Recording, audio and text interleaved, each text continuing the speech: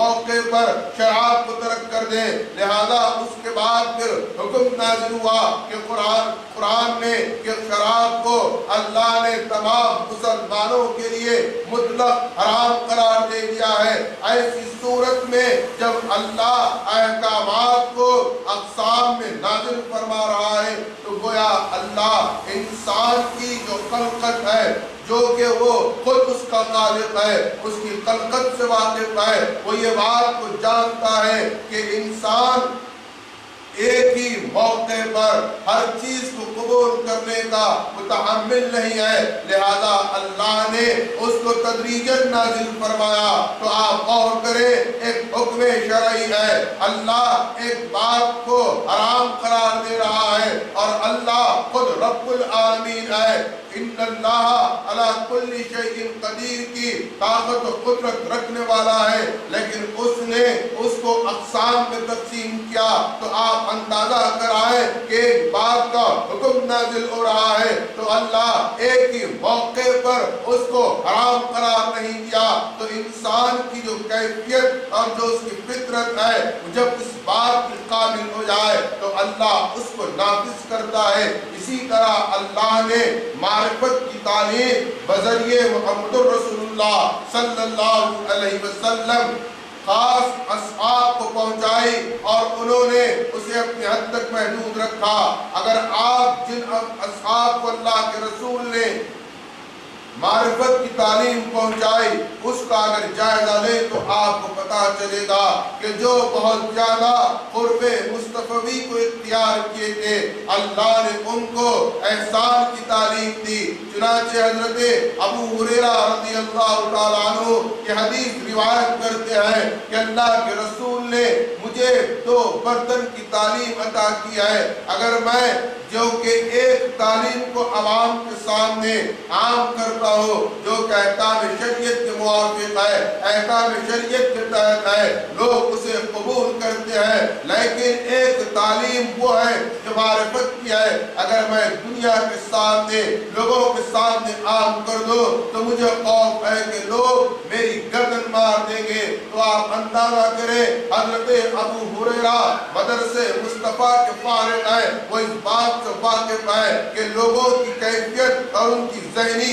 صلاحیت کس مقام پر پہنچی ہے، لیکن اللہ چونکہ انسان کی جب تخلیق کے مقصد کو بیان کرتا ہے تو سورہ ذاریات میں فرماتا ہے وَمَا خَلَقْتُ الْجِنَّ وَالْإِنسَ إِلَّا لِيَعْبُدُونِ، یعنی اللہ نے انسانوں کی تخلیق اس مقصد سے کی ہے کہ وہ اللہ کی عبادت کرے۔ اس آیت مبارکہ کی تفسیر کرتے ہوئے امام المفسرین حضرت عبداللہ ابن عباس رضی اللہ عنہما فرماتے ہیں کہ اِلَّا لِيَعْبُدُونَ سے مراد یہاں پر اِلَّا لِيَعْرِفُونَ ہے، یعنی وَمَا خَلَقْتُ الْجِنَّ وَالْإِنسَ إِلَّا لِيَعْرِفُونَ کہا جائے گا، یعنی اللہ نے اب انسانوں کی تخلیق اپنی معرفت کی خاطر کی ہے، لہذا تخلیق انسان کے مقصد میں معرفت خداوندی ضروری ہے، اور اسی معرفت خداوندی کی تعلیم کو امام آخر الزمان میرا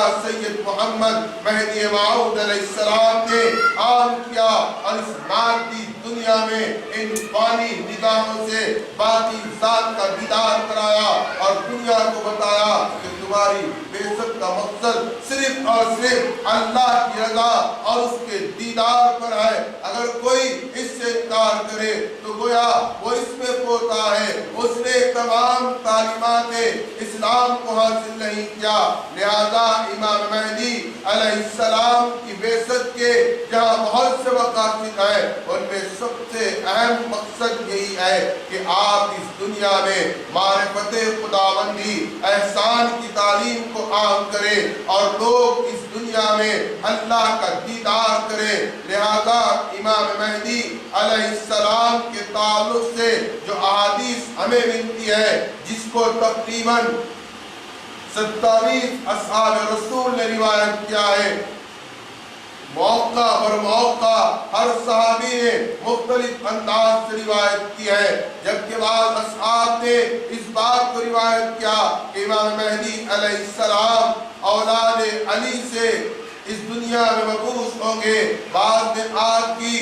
سیرت کے متعلق احادیث کو روایت کیا، بعض نے آپ کی کنیت کے متعلق احادیث کو روایت کیا، بعض نے آپ کے اخلاق کے تحت احادیث کو جمع کیا۔ تقریباً جملہ 27 اصحاب رسول مکرم صلی اللہ علیہ وسلم نے امام مہدی علیہ السلام کے متعلق احادیث کو روایت کیا، اور احادیث میں یہ بات واضح ہے کہ امام مہدی علیہ السلام کا ظہور اولاد فاطمہ سے ہوگا، اور اگر کوئی غیر فاطمی اس بات کا دعویٰ کرے کہ میں امام مہدی ہوں تو وہ اس پہلے ہی حساب سے دو چار ہو جائے گا اور اسے رد کر دیا جائے گا کہ دعویٰ کرنے والا اگر اولاد فاطمہ سے نہیں ہے تو اس کے دعوے کو قبول نہیں کیا جائے گا۔ چنانچہ امام مہدی کے اہل بیت میں ہونا، عترت رسول میں ہونے کے متعلق جن اصحاب نے حدیث کو روایت کیا ہے ان میں ام سلمہ، حضرت ابی سلمہ، عبد الرحمن ابن عوف، حضرت عائشہ، حضرت عبداللہ ابن عمر، حضرت علی کرم اللہ وجہہ، حضرت علی ابن حسین رضی اللہ عنہما، اور اس کے ساتھ ساتھ حضرت ابو سعید خدری، ان تمام نے صرف اس بات کو روایت کیا ہے المہدی من عطرتی، یعنی مہدی میری عطرت سے ہوگا۔ تو غور کریں کہ جن اصحاب نے امام مہدی کی عطرت رسول میں ہونے سے روایت کیا ہے ان میں دو امہات المومنین ہیں، ایک ام سلمہ اور دوسری حضرت عائشہ صدیقہ رضی اللہ تعالیٰ عنہما، کہ یہ لوگ یہ روایت کرتے ہیں کہ مہدی اولاد فاطمہ سے ہوگا، لہذا اس کے ساتھ ساتھ اس کے علاوہ حضرت ابو ہریرہ، حضرت عبداللہ ابن عمر روایت کرتے ہیں، اور ان احادیث کو ابو داؤد سلیمان بن اشعث السجستانی نے اپنی صحیح میں درج کیا، حضرت امام نسائی نے اپنی سنن میں درج کیا، اور پھر اس کے ساتھ ساتھ ابو عمرو الدانی نے اپنی صحیح میں روایت کیا، حافظ ابو بکر نعیم نے اس کو اپنی کتاب الفتن میں روایت کیا، دیگر محدثین نے مستدرک میں امام حاکم نے روایت کیا۔ گویا یہ محدثین اس روایت کو ثقہ راویوں سے روایت کرتے ہیں، ان کے روایت میں کسی قسم کا کوئی جھول نہیں ہے، اور یہ احادیث صحیح بخاری اور مسلم کے شرائط کے مطابق ہے، اس میں کسی قسم کا کوئی ذوق نہیں ہے کہ کوئی یہ کہہ دے کہ یہ حدیث ضعیف ہے، ہرگز ایسی بات نہیں ہے۔ تمام علماء اسلام کا اس بات پر اتفاق ہے، بلکہ بعض موقعوں پر جب افراد غیر نے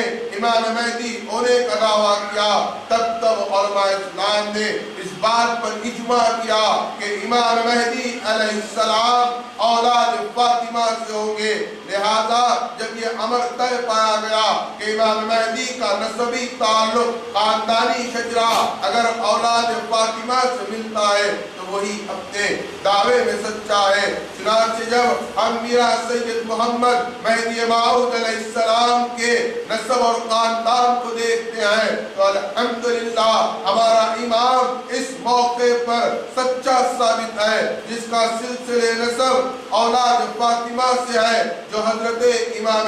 حسین رضی اللہ تعالیٰ عنہ کی اولاد سے ہے۔ گویا یہ بات طے ہے، اور یہ بات میرا سید محمد امام مہدی علیہ السلام پر صادق آتی ہے کہ آپ جن احادیث کے تحت دعوے مہدیت فرما رہے ہیں ان میں آپ کا پہلا مرحلہ کہ آپ خاندان علی سے ہوں گے، اس میں اولاد فاطمہ سے ہوں گے، یہ طے پاتا ہے، اور یقین کی منزل پر ہم اس مقام پر آتے ہیں کہ جس کو ہم نے امام مہدی علیہ السلام تسلیم کیا ہے اس کا سلسلے نسب اولاد فاطمہ سے ہے، اور حدیث المہدی من عطرتی کے عین مطابق اور ثابت ہے کہ مہدی علیہ السلام اولاد فاطمہ سے ہے۔ کوئی کسی کے نسب کو تبدیل نہیں کر سکتا، کوئی کسی کے خاندان کو تبدیل نہیں کر سکتا، اور آپ نے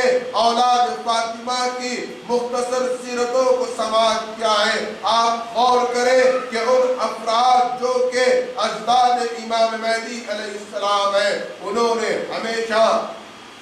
دنیا سے بیزارگی کا اظہار کیا. ان کے پیش نظر کبھی منصب نہیں رہا. اور آپ اتفاق دیکھیں یا اللہ کی حکمت کہ اگر ہم تاریخ کا جائزہ لیں تو اولاد علی نے ہمیشہ دعوے خلافت و امامت کو پیش کیا،